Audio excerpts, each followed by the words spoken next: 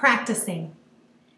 It's one of the words I'm sure you've heard, and many parents affiliate it with a negative connotation. We don't want negativity when it comes to practice or music lessons. So I just want to spend a couple minutes today letting you know how you can make practicing a fun experience, make it positive, and make it productive. Think back to when you were 3. Did you know what the word practicing meant? Most children don't understand what practice is until they've gotten to the point in school where they've done a lot of homework. Say it's math. When you work on math practice problems and you do them every night, which usually starts to happen around the 5th or 6th grade, then you understand, hey, if I don't work on these practice problems when I have my test next Friday, I ain't going to be passing it. Well, until a child gets to that point that they really understand what homework is and what it means to work at something in order to get better, they don't understand the concept of practice. So, if you have your piano lesson and you go home and you tell your son Johnny that it's time for him to go practice, might as well be speaking Greek or another language that he doesn't understand, because that concept is not yet understood. So what do you do so that the process of practice is completed, but you're not saying it in such a way that it just doesn't mean anything to the child? Well, first of all, throw the word practicing out of your vocabulary. Don't even use it. There's no point in using a word that your child's not even going to understand. So make sure that you call it something else. You can call it Johnny and Mom time. You can call it piano fun time. You can call it music and us time. Whatever you want to label it something that doesn't include the word practicing. When you get home and it's time to practice, say, hey Johnny, why don't you come and sit down at the piano with me for a couple minutes? Let's go have some fun playing some music. Make it positive. Then when you get to the piano, again, don't use the word practice. Make sure that you understood what's supposed to be practiced during the week, and you can do that by making sure that you sit in on your lessons and talk with your teacher. And then just start the process of going down the checklist. You don't have to show Johnny. You don't have to explain yet what the word practice means. Just say, hey, okay, I'm taking a look at this, and it looks like Miss Sally wanted you to work on the right hand of this song. So let's take a look. How's the right hand going? Play it for me. Help through the practice time. But again, don't use the word practice, and keep it a positive atmosphere. Make it fun. Don't make it a chore that they have to check off. If it's on the child's chore list, you're automatically giving it a negative connotation. We don't want sweeping and practicing to have the same kind of connotation, do we? So make sure that it's not part of a negative chore list or just a checklist that they have to go through every day. Making a bed and practicing shouldn't be in the same part of the brain.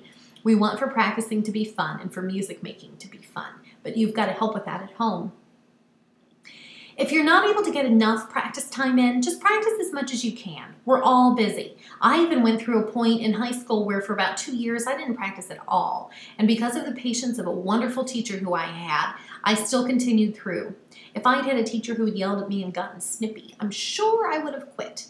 And I tell that story to all of our employees. So make sure you tell me if you have a teacher who's getting upset about a child not practicing. We, of course, want to encourage them and make it positive, but we want positive reinforcement for practicing, not negative. So if you're not able to get all your practicing in, do what you can, and also consider just breaking it up. Say your teacher tells you to practice for 20 minutes, 5 days a week, and you can't quite get that 20 minutes in after school. Well, try to do 10 minutes in the morning and 10 minutes when you get home. Or maybe you do 5 minutes and 15, or maybe you tack on a couple more minutes another day. You can find a way to get it done. And remember though, it might not happen every single week, and we understand that there are other things that happen in your life. We want to make this positive, and the whole point of music is for it to be fun, relaxing, and for your child to reap the educational benefits. So we've got to keep it in a positive connotation. We can't let it become negative and snippy and have tears and fighting over all of this, right? We need to keep it uplifting and smiles and make it a very nurturing and loving atmosphere.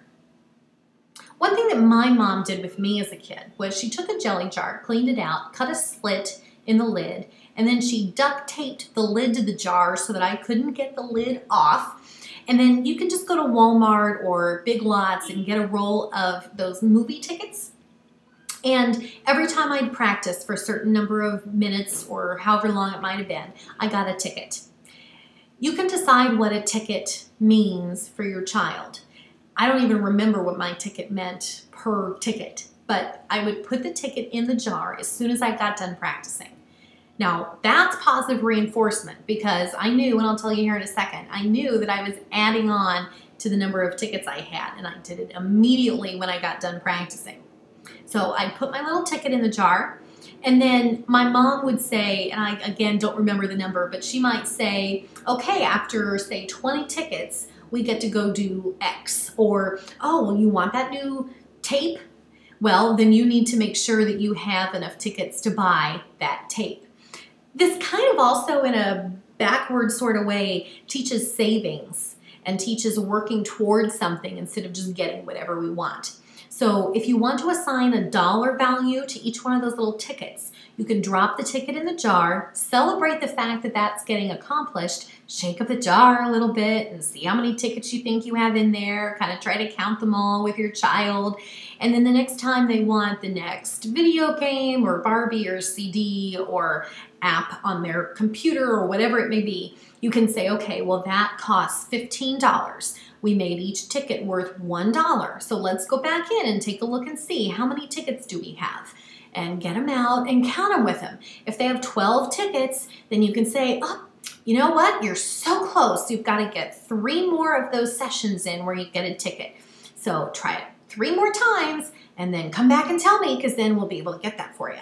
However you want to do it. That's a way, though, that worked for me. It was good motivation for me.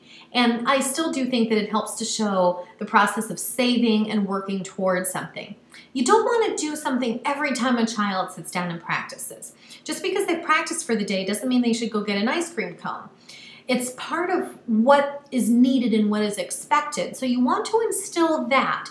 So the tickets in the jar process helps to make sure that they're not being over-rewarded, but that when they have done a good job, they're able to add that in. But they still have the instant gratification of adding that little ticket in the jar and knowing that it's one little step closer to being able to get whatever it is that they may be working toward. You can also add in something else that if they have a good lesson, that they get another ticket. And if this is something that you want to use in life in general, you can use it for behavior, getting their chores done, whatever else. But I like to keep a special separate jar for practicing, because that way you're focusing on that. Now don't call it your practice jar, because remember, we're not going to use the word practice. So you may want to call it your music jar, your goal jar, whatever else you want to call it, so that it's just the fact that they're working toward that specific goal. Now, of course, if you have struggles, I love talking to parents about things like this. I know it sounds kind of silly, but I really enjoy it. So if you have any questions, I want to give you my direct line. My name again is Sarah Marie Brenner. I'm the founder, president, and CEO and owner of Prestige Music Studios, and I myself have been teaching since 1992. At one point, I had 85 private students who I saw every week.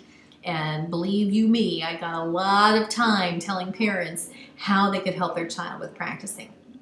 So if you need my help, please call. My direct line is a toll-free line. It's 888-889-7620. 888-889-7620.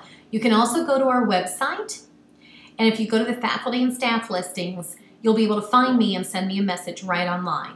If you want to do it that way, just make sure you include your phone number, because this is usually a whole lot easier to just talk about on the phone.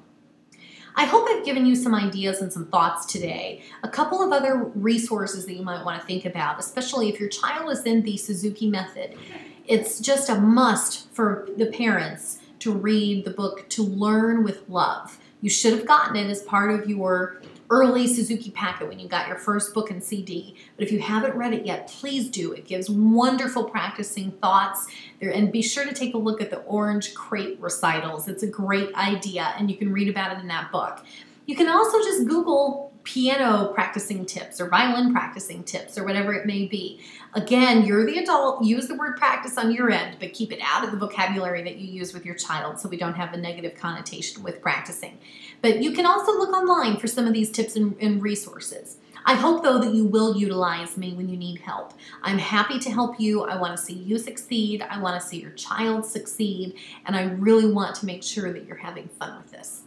If you have any questions, I look forward to speaking with you. And if not, I wish you much success with the thing that we won't call practicing.